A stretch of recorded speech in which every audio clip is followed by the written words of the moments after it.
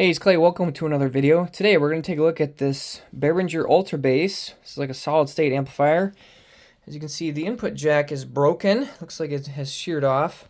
I got some parts in here. We're going to open it up, take it apart, and fix it. If you need to fix the input jack on your amplifier, take a look. Let's dive in.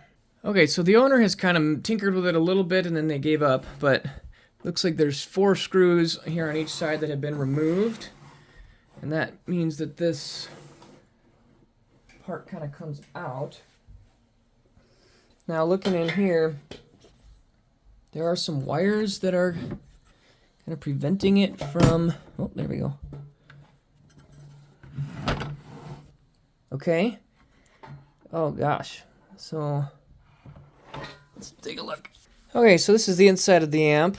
You can see back here, it looks like probably the heat sink for what would I guess would be some, oh yeah, you can see some those little transistors, JFETs, I don't know what these little black guys are, but those are, I think, the devices that are primarily responsible for the power amplification. You can see some big filter caps right in here. There's a transformer here in this yellow part in the middle, multiple circuit boards everywhere, some more little toroidal transformers here on this side.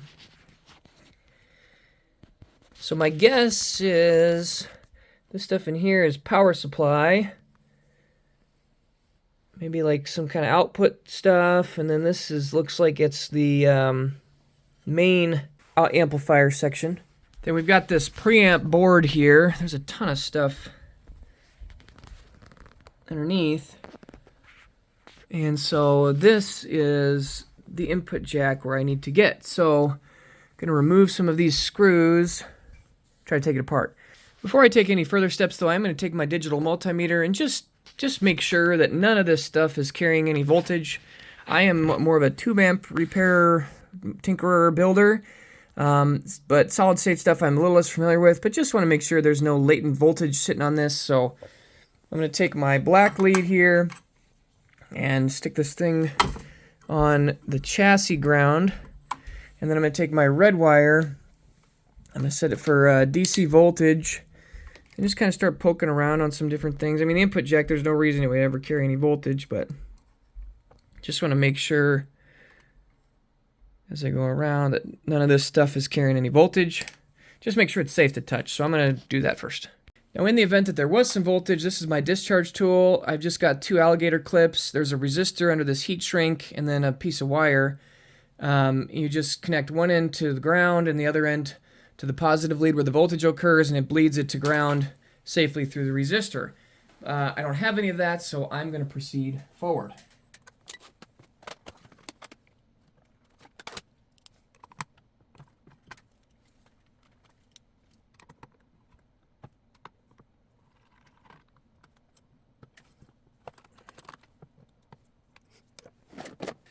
One thing that they do tend to do with these more mass manufactured amps, you can see here, is they kind of put all this goop on these connectors.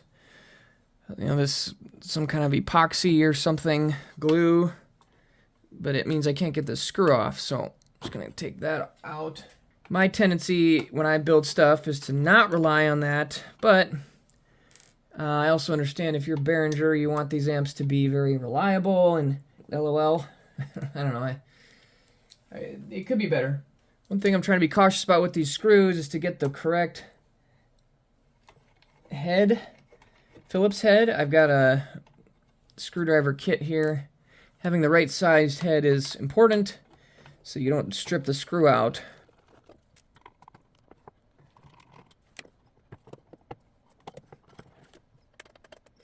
Okay, well, this is a bit of a nuisance. If I pull on this board, it will not come out. If you look here on the front when I do that, all of these knobs and this headphone jack, all this stuff is impeding, so that's all going to need to come off. Definitely, these amps are not always built with serviceability in mind, but this will be it. And with these knobs, they're just these plastic, they've got a little guide in here, and then the shafts that they go on are also plastic. which I don't love. But I'm just using a screwdriver to kind of pry them while I pull. One thing I've also sometimes will do is take some wire and kind of wrap it around the base and use that to give some leverage to pull, because what you really want to do is apply pressure on the inside. That's your best bet to try and make sure you don't damage it. But this seems to be working fine. I just pull from the bottom and then use the screwdriver to leverage. Now, I don't know about this. Do I need to take these things off too? Yeah, probably.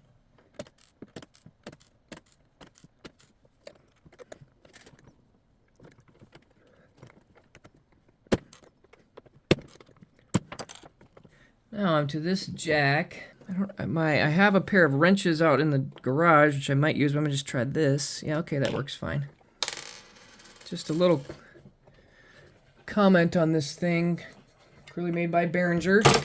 Behringer certainly has a certain reputation for how they build products, but you can definitely see there's a lot of plastic. So, you know, right here we've got a plastic input jack, we got a plastic pot. You know, these pots are just weird, small little rectangle ones with plastic shaft. Plastic here on these sliders. And yeah. So you can see this is the headphone jack. And then this was the input jack. You can see how this top here just sheared off. So it's an example. Yeah, I mean, when you buy Behringer, it's going to meet a certain price point. And part of the reason why it meets that price point is because it's made out of plastic. So this is the little piece that broke off. This was on here. And like, you know, an input jack, you're going to be plugging an instrument in and out of it. I don't know what happened to cause it to crack off, but I mean, that's kind of what you get when you have a plastic component like this. So, here's our input jack.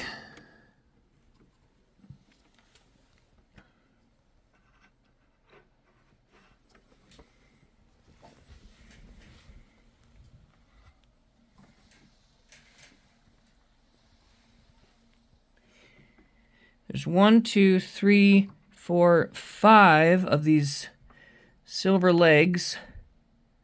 So there's metal on it on the inside. Now, to my fortune, I do have one of these in my parts bin. So I think the move here is going to be hopefully to try and desolder this thing, get it out. And then I'm hoping this can just be a direct replacement. If we look here at the back, the feet pattern appears to match really quite well. So I might be rather fortunate that this can be a drop-in replacement. I think I got these on maybe Tata or Amazon, I'm not even sure. One other thought. So these are the other styles of jack that I often use. This is like a plastic cliff jack with these 4 through-hole terminals. And then this is just like a mono 1/4-inch jack made out of metal. I'm going to proceed with this jack, but there are good reasons why you might want this kind instead. Specifically, this kind I think would be quite a bit more durable. The whole thing is made out of metal. It also would probably not be too hard to figure out how to wire it. If I was going to do that, what I probably would do is stick a 1/4-inch jack into like a 1/4-inch cable like this into here. And then I would take my multimeter. So right now my multimeter is set to continuity.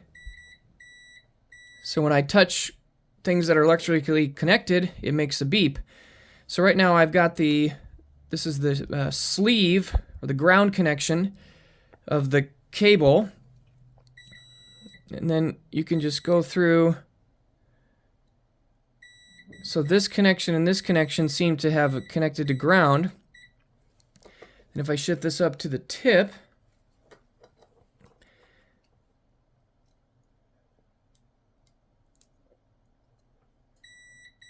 okay, this would be my tip connection. So, in theory, I don't know what these other 2 pins do, but in theory, you could, you know, this is just a mono connection with a tip and a sleeve. So if you can, you know, figure out how the jack is mapped into that point. Like I said, based on this, if this point here becomes my tip, you can take the tip connection from here and just solder a short wire into the board where that jack point would go. It'd be a little funky because this jack is expecting to sit in there. So honestly, at that point, I maybe would consider drilling another hole to install the new jack, and then just, instead of ramming them all in together and trying to fit this jack in this same location.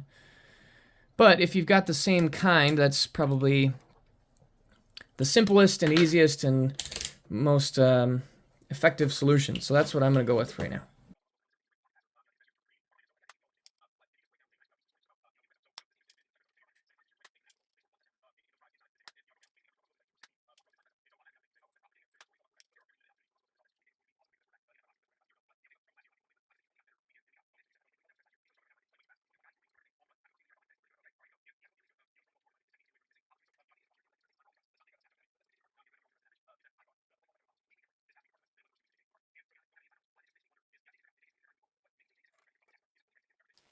Okay, I just buttoned it up. Let's see if this thing works.